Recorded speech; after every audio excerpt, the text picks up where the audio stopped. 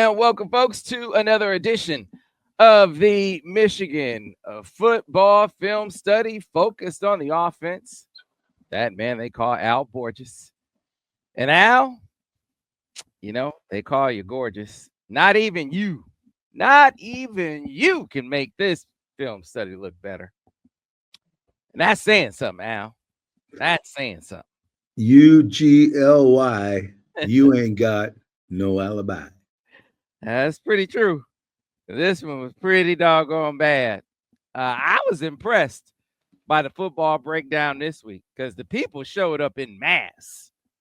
I think Did they have torches and with pitchforks and torches out, Sam? yeah, man, they wanted some answers. They wanted some explanations. It seems like because they've been pretty much kind of not kind of covering their eyes, covering their eyes from the film study. Yeah. For some strange reason, this one I think they're uncovering their eyes because they're trying to figure out how the hell weren't they able to move the football, especially from the 7-yard line. Now that one I think was especially perplexing when you got such a spectacular performance from the defense.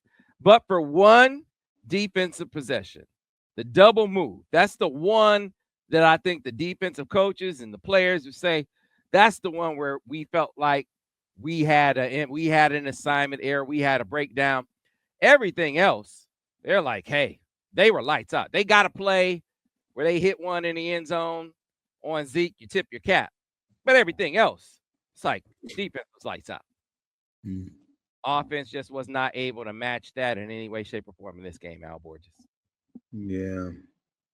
Yeah. They're just having a hell of a time getting in sync. And at the beginning, it looked pretty good. There were some nice high percentage throws and then a couple of shots, and they were kind of rolling. But then they got inside the 5-yard line and it stalled out and had to settle for a field goal, which, it's better than nothing. But in a game like this, it's going to be tight. Those extra 4 points with a touchdown just makes such a big difference.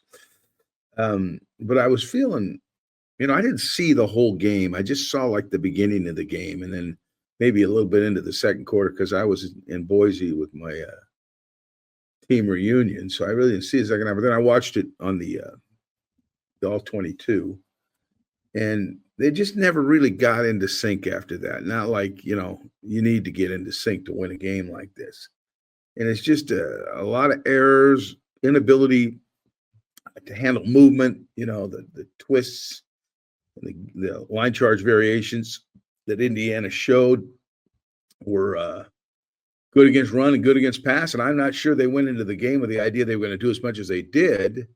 They might have, I don't know. But once they realized that they weren't handling it very well, they were getting it virtually every play, some kind of movement. They played very little standstill defense. Okay, someone was either blitzing, either the A gap or off the edge, or if they weren't blitzing, you were getting ETs, end and tackle, or TTs, ET delays, up and unders. It was all kinds of movement to create problems in your blocking patterns in the run game. And we're going to show that a little bit, what happened on that. And then freeing up pass rushers because the inability to stop the penetrator and getting people picked off where they couldn't make exchanges on the line charge variation. So that was really the story of the game. And it had an effect on the quarterback, a big effect on the quarterback, because I believe that at one point in time, he was kind of, even when he was protected well, he was seeing ghosts. And once your footwork goes south, you can't time a throw and you can't make a good, fundamentally sound throw because you're never in platform to do it. So that was a big part of it. So, I like to try to pick up cues from being around you guys so much. You go into these games with a plan. I know that about you guys, and then there are times where you're like, they're battlefield adjustments. There are battlefield adjustments in every game that you make. There's no question about that. But then there are sometimes stark battlefield adjustments. And it felt like there was a stark battlefield adjustment for Indiana in this game where they were like, Yeah. hey, Yeah. Sam, this is one of those times when you wish you had an outside zone play, a rim play, not necessarily a knockout zone like an Alex Gibbs downhill mid zone or whatever, but a rim play where you can actually catch all that sideways movement because you're moving sideways. You can catch a lot of those things.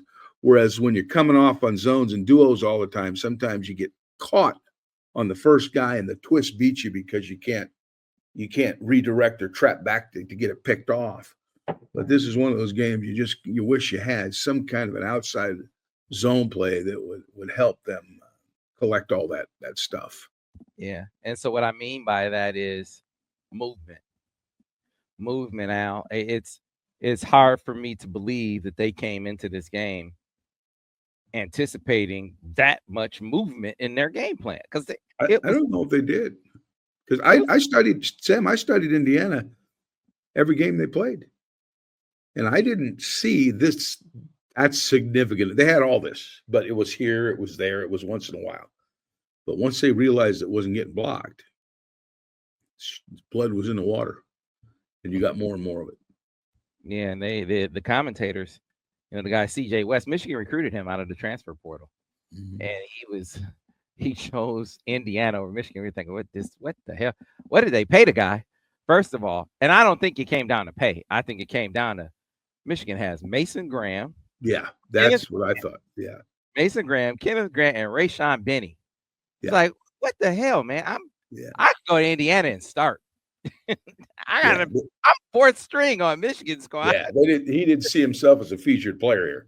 Right. He knew he'd be a featured player at Indiana, right? Yeah, and he went, and he's looking like all world because he's in the backfield every play, and the commentators are talking about it like he's in the backfield every play. CJ West is making all these plays. They aren't explaining why, Al.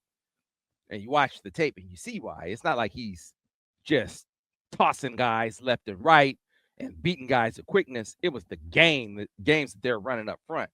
And he's coming scot-free because the twists were springing him scot-free, and Michigan was never able to really adjust. And we're going to see that as we start to show this series that you put together to kind of illustrate what you're talking about. Yeah, and it's so many little things with regard to footwork and understanding what's happening in front of you, when to speed up a little bit, maybe when to slow down and catch the movement. There's just little things that as offensive linemen, the more you play, the better you understand. And that happens to you a hell of a lot less. But a couple of times we just look like we hadn't seen it much. Okay, let's start with the first one here, Sam. And here's a prime example right here, okay? Go back to the beginning and freeze it for just a beat. And let me explain to you what's happening here.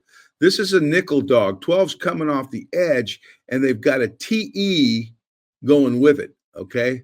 So what's happening here is Michigan is spending two players on one player, okay? The center and the left guard are being spent on the tackle looping out, okay? And no one is blocking the man coming underneath. Okay, you can see right there. Now, if you kept shoulder to shoulder, hip to hip, and you could see that, you could come off and just kind of put your foot and kind of trap back on it. What I call trap back, where you can step back and knock him off enough so that the back can get started. But when you commit to your footwork to one guy and you can't make the adjustment, you free up the twister. And that's exactly what happened here. It happened several times during the course of the game.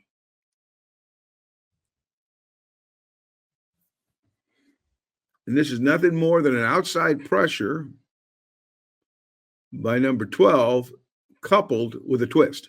That's a run blitz right there, a run pressure right there to stop the inside run game. Now, if you think about it a second now, for some reason this was an outside zone, which they don't really run. I'm just speaking in hypotheticals right now. You could block 12 and easily wall off all that stuff. You know what I mean? Just take the ball wide, which would be a better play. But again, we're dealing in hypotheticals, but that is one answer to dealing with it. You can still block this, but it is tough. Clean right in the middle of. Whew. Yeah. He's just waiting for him. He's just waiting for him. Well, Al, that wasn't the only time that happened. Here's another one. Yeah, you got a similar issue now. Okay, you got they go into a double legal type look. They fire the end, and let's see if we can't watch this and it's slowly. The defensive end comes inside of Link. Now Link's got to get his left foot up and down fast so he doesn't penetrate. Okay, the right guard, I think it's Jihadi. Who's the right guard? 56. No, he's 58, isn't he? So he oversteps the nose. Well, and the nose remember El Hadi got hurt, so El Hadi got hurt. That's right. El Hadi got hurt, so he oversteps the nose guard now, who blows right by him, and he ends up blocking no one. Okay, and there is the same issue all over again. Link allows too much penetration, and the right guard oversteps it and never really gets a bite out of the twister. So the same issue, and that's nothing more than a duo play. Okay, at bunch duo, which they, that's in their culture. But no one blocks anybody the twister. So same issue, same problem. You got to see it, maybe slow down a little bit, be very sound with your footwork so there's no leakage. And that gives you half a chance, but you can't turn them loose. Okay. Well, let's show another one. We could do a lot of these, but we'll show. Oh, yeah, no, I just want you to get the theme. Same idea here now. This, I believe, is a split zone, if I'm not mistaken. With the same theme, I believe you can watch now. They're in an odd look. The nose is going to twist. Now, see, right now, as soon as Link can feel that guy leave and slow down a little bit and come back and just trap back on 9. Okay, don't continue to go down the line of scrimmage when you can see what's coming. Get your eyes up and see what's coming. He's twisting back. Someone's got to get a bite out of him. So when you overkill it, your steps are so gross, you don't see it now. See, now he backdoors it, and there you go. But he's got to keep his eyes up so he can see what's going on. And it's just a lot easier to say than it is to do, but it's the only real way to handle it.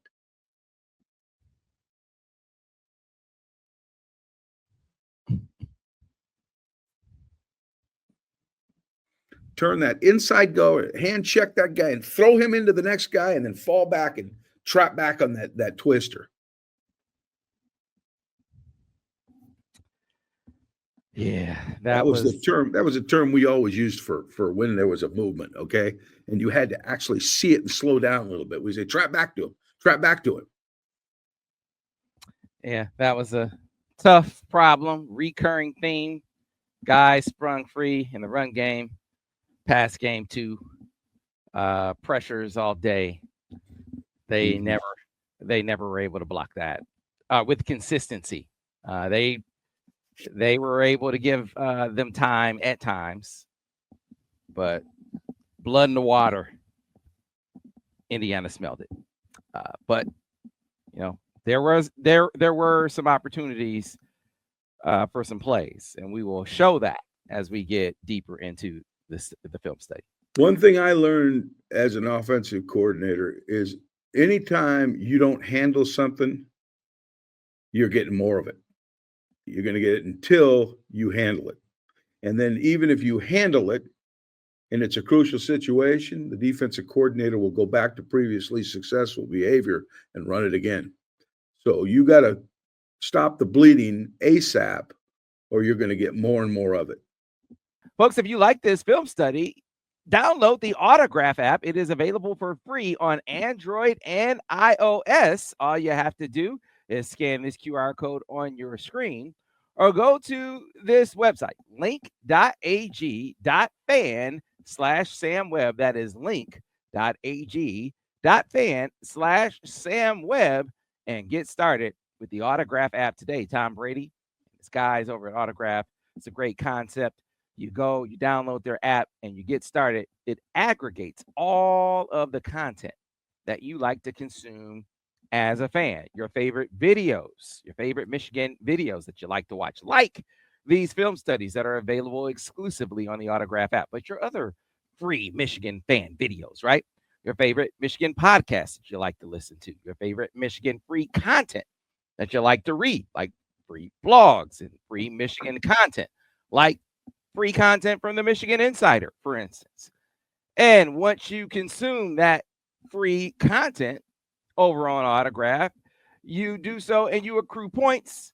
And once you gain all those points, you're able to redeem those points for rewards, like you use those get those rewards like tickets and access to exclusive events. That is the great concept that my friends over Autograph came up with to reward you for your loyalty as fans.